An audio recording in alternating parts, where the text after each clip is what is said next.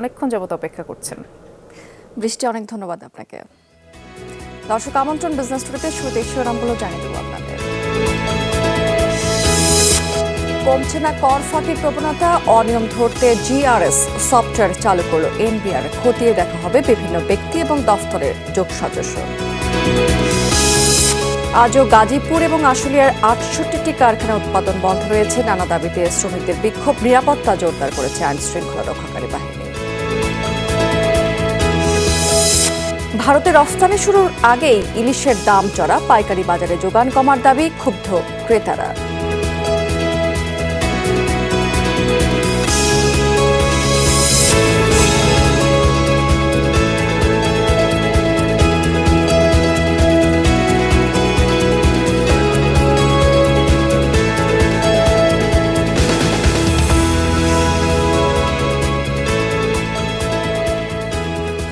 এতক্ষণ শিরোনাম দেখছিলেন, এবার চলে যাচ্ছে বিস্তারিত সংবাদ এবং পুরো সময় জুড়ে আপনাদের সাথে থাকবো আমি রাবিয়া স্মৃতি। ভবনের নকশা অনুমোদন কিংবা ইংলিশ মিডিয়াম স্কুলে ভর্তি, নানা ক্ষেত্রে গোপন করা হচ্ছে কর তথ্য। আইনের তোয়াক্কা করছেন না কেউই, ফলাফল বাড়ছে না কোনো রাজস্ব। তবে এবার কর ফাঁকির ক্ষেত্রে সরকারি এবং বেসরকারি খাতের দুর্বলতা বা যোগসাজশ অনুসন্ধান করবে নিয়ন্ত্রক রাজস্ব বোর্ড। কর আদায়ের নামে ঘুষ দুর্নীতির আশ্রয় নিলেই ব্যবস্থা নেওয়া হবে, এজন্য চালু করা হয়েছে বিশেষ সফটওয়্যারও।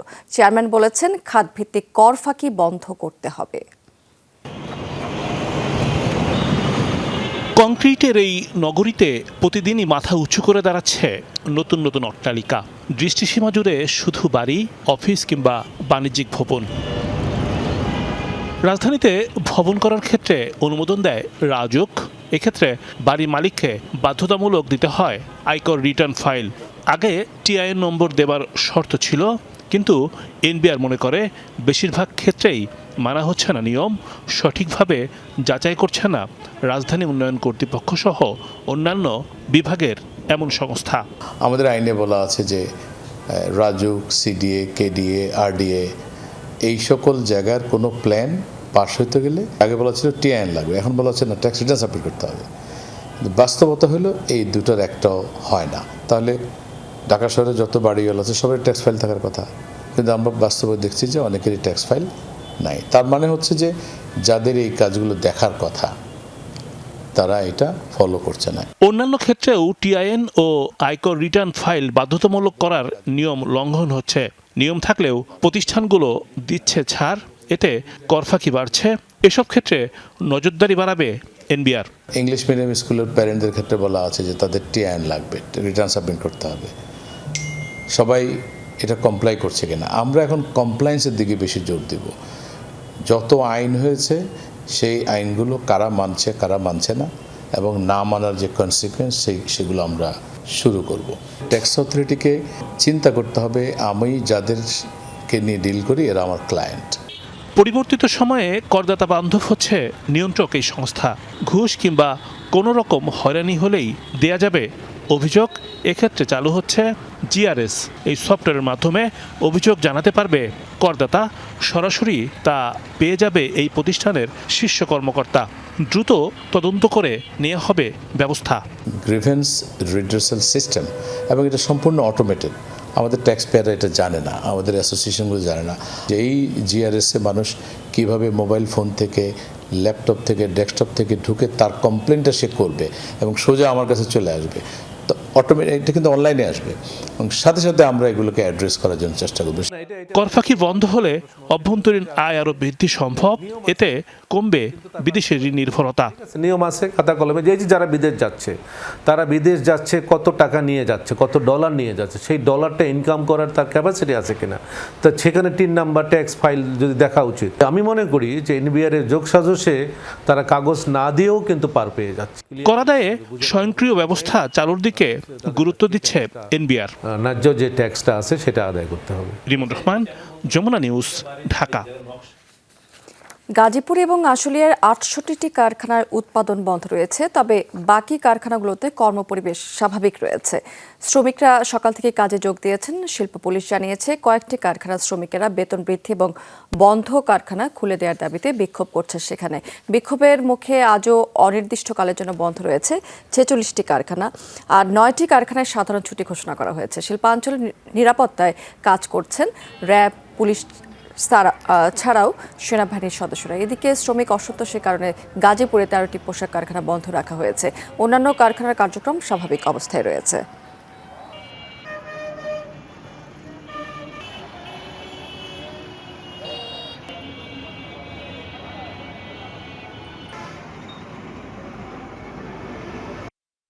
পারস্পরিক যে সমঝোতা বা যে সম্পর্ক উন্নয়নের মাধ্যমে ফ্যাক্টরিগুলি খুলে দেওয়ার জন্য আমরা মালিকদের প্রতি আহ্বান জানিয়েছি এবং শ্রমিকদের প্রতি আহ্বান জানিয়েছি যেন কর্মপরিবেশটা স্বাভাবিক রাখে, কোনো ধরনের ধর্মঘট কাজ না করে বসে থাকা, এই বিষয়গুলো যেন পরিহার করা হয়।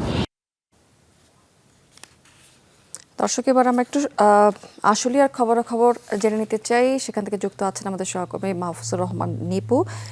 আজকে আসলে কতটি পোশাক কারখানা বন্ধ রয়েছে এবং শিল্পাঞ্চলের বর্তমান পরিস্থিতি কেমন দেখতে পাচ্ছেন? কোনো ধরনের বিশৃঙ্খলা খবর পেয়েছেন কিনা?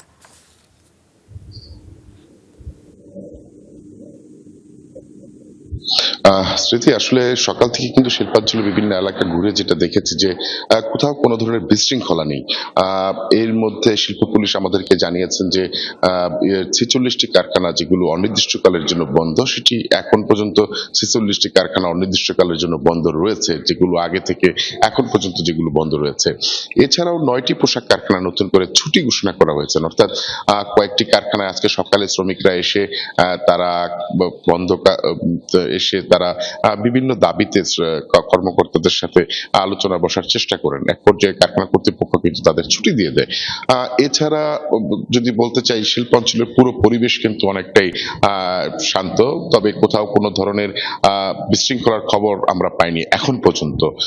আইন শৃঙ্খলা রক্ষাকারী বাহিনী তারা মাঠে রয়েছেন, তারা যার যেখানেই খবর পাচ্ছেন যে বিশৃঙ্খলা হওয়ার চেষ্টা চলবে সেখানেই কিন্তু তারা চলে যাচ্ছেন। এবং আমরা কিছুক্ষণ আগে কথা বলেছিলাম শিল্প পুলিশের এসপির সাথে, তিনি বলছেন যে যে সকল কারখানাগুলো বন্ধ রয়েছে সেগুলো কারখানাগুলো খুলে দেওয়ার জন্য তারা মালিক কর্তৃপক্ষ বিজিএম এর সঙ্গে কথা বলছেন এবং শ্রমিক প্রতিনিধিদের সঙ্গে কথা বলছেন। তাদের সঙ্গে যে ধরনের ভুল বুঝাবুঝি যদি সৃষ্টি হয়ে থাকে সেটি যেন আলোচনার মাধ্যমে শেষ করেন, এই বিষয়টি নিয়ে কিন্তু তারা কাজ করছেন, এমনটি কিন্তু শিল্প পুলিশের পক্ষ থেকে আমাদেরকে জানিয়েছেন। তো আসলে সবকিছু মিলে যদি বলতে পারি যে আসলে শিল্পাঞ্চলে শুধুমাত্র যে কারখানাগুলো বন্ধ রয়েছে সেই কারখানা ছাড়া অন্যান্য কারখানা যেগুলো উৎপাদন চলছে সেগুলো কিন্তু একেবারে স্বাভাবিক কর্মপরিবেশ রয়েছে।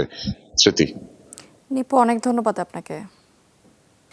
ভারতে রফতানির খবরে বেড়ে গেছে ইলিশের দাম। প্রতি মনে দাম বেড়েছে কয়েক হাজার টাকা। ব্যবসায়ীদের দাবি আড়তে যোগান কিন্তু কমে গেছে। আজও বিভিন্ন মৎস্য অবতরণ কেন্দ্রে ১ কেজি বা তার বেশি ওজনের ইলিশ বিক্রি হয়েছে ৭২ থেকে ৭৫ হাজার টাকা দরে। ৭০০ থেকে ৯৫০ গ্রাম ওজনের ক্ষেত্রে দর ৬৪ থেকে ৬৮ হাজার টাকার মধ্যে রয়েছে। কিন্তু বাজারে এতটা দাম বাড়ার কোনো যৌক্তিকতা নিয়ে প্রশ্ন তুলেছেন ক্রেতারা। যদিও ব্যবসায়ীদের ব্যাখ্যা, নদীতে পর্যাপ্ত পরিমাণে ইলিশ মিলছে না। ভারতে বেশি দামের রফতানি করার আশায় ইলিশ সংরক্ষণ করছেন অনেকেই। এদিকে প্রজনন মৌসুম সামনে রেখে ১৩ অক্টোবর থেকে ২২ দিন ইলিশ আহরণ করা যাবে না। এরপরে ঝাটকা সংরক্ষণে আসবে নতুন ৮ মাসের নিষেধাজ্ঞা।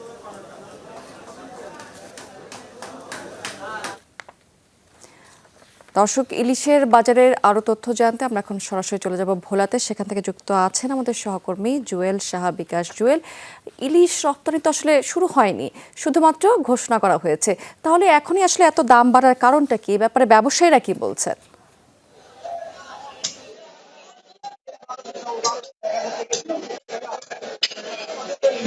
আপনি যেমনটাই বলছিলেন, আসলে ইলিশের কিছু সরবরাহ বেশ কয়েকদিন আগে কিন্তু বেশি ছিল, তো এখন কিন্তু আবার ইলিশের সরবরাহটা কমে গেছে, যার কারণে কিন্তু বাজারে আমরা যে দেখতে পাচ্ছি যে ইলিশের সরবরাহ আগের চেয়ে কিন্তু কমতে শুরু করেছে। যে আমরা যে রয়েছি ভোলার সদরের যে কিচেন মার্কেটে, সেখানে কিন্তু আমরা দেখতে পাচ্ছি যে আগের মতো কিন্তু ইলিশের সরবরাহ নেই, যার কারণে কিন্তু দামও কিন্তু অনেক বেড়ে গেছে। যেমন আগে যেই ১ কেজি সাইজের যে ইলিশটা বিক্রি হতো 1600 টাকা, এখন সেটি কিন্তু বিক্রি হচ্ছে 1800 থেকে 1850 টাকা দামে কিন্তু বিক্রি হচ্ছে।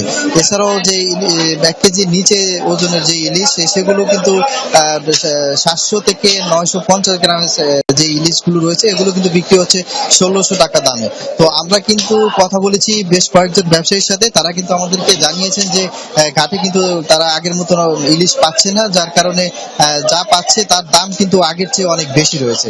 তারা কিন্তু আমাদেরকে আরেকটি বিষয় জানিয়েছেন যে চাঁদপুর, ঢাকা এবং খুলনার বরিশাল সহ বেশ কয়েকটি পাইকারি আড়তে কিন্তু ইলিশের চাপ বেশি রয়েছে, যার কারণে কিন্তু সেখানে কিন্তু দেখা যায় আড়তদাররা মাছ বিক্রি করছেন এবং যার কারণে ভোলার বাজারে কিন্তু ইলিশের কিছুটা কম রয়েছে বলে তারা আমাদেরকে জানিয়েছেন। এবং ঘাটে তারা কিন্তু অনেকটা দেখা যাচ্ছে তারা ক্রেতা যারা রয়েছে, খুচরা ক্রেতা, তারা কিন্তু অনেকটা প্রতিযোগিতামূল্য ভাবেই কিন্তু তারা ইলিশগুলো ক্রয় করে নিয়ে যাচ্ছে বলে আমাদেরকে জানিয়েছেন যে, এবং ঘাটে কেনা দাম বেশি থাকার কারণে কিন্তু তারা বিক্রিও কিন্তু অনেকটা বেশি দামে বিক্রি করছেন বলে আমাদেরকে জানিয়েছেন। তো আমরা ক্রেতাদের সাথে কথা বলেছি, ক্রেতারা আমাদেরকে জানিয়েছেন যে ইলিশ আসলে এই ভরা মৌসুমে ইলিশ কিন্তু তারা কিনতে এসে কিন্তু হিমশিম খাচ্ছেন। যে গত কয়েক বছরে যে ইলিশের দাম যেমনটা ছিল, এবছর কিন্তু ইলিশের দাম আরো বেড়ে গেছে, যার কারণে কিন্তু তারা যে সাধ্য অনুযায়ী কিন্তু ইলিশ কিনতে পারছে না বলে কিন্তু ক্রেতারা আমাদেরকে জানিয়েছেন। যে এছাড়াও কিন্তু আমরা যেটি দেখেছি যে বাজারে যে ইলিশ উঠছে তাতে দেখা যায় যে ক্রেতারা কিন্তু দাম বেশি থাকার কারণে তারা অনেকটা দরদাম করে নিচ্ছেন এবং অনেকে কিনছেন, আবার অনেকে কিন্তু ইলিশ না কিনে পুকুর মাছ কিনে কিন্তু ফিরে যাচ্ছেন। আর আরেকটি বিষয় হলো, আমরা খোঁজ খবর নিয়েছি ভোলার যে মৎস্য আড়তগুলো রয়েছে সেখানে কিন্তু আমরা খোঁজ নিয়েছি।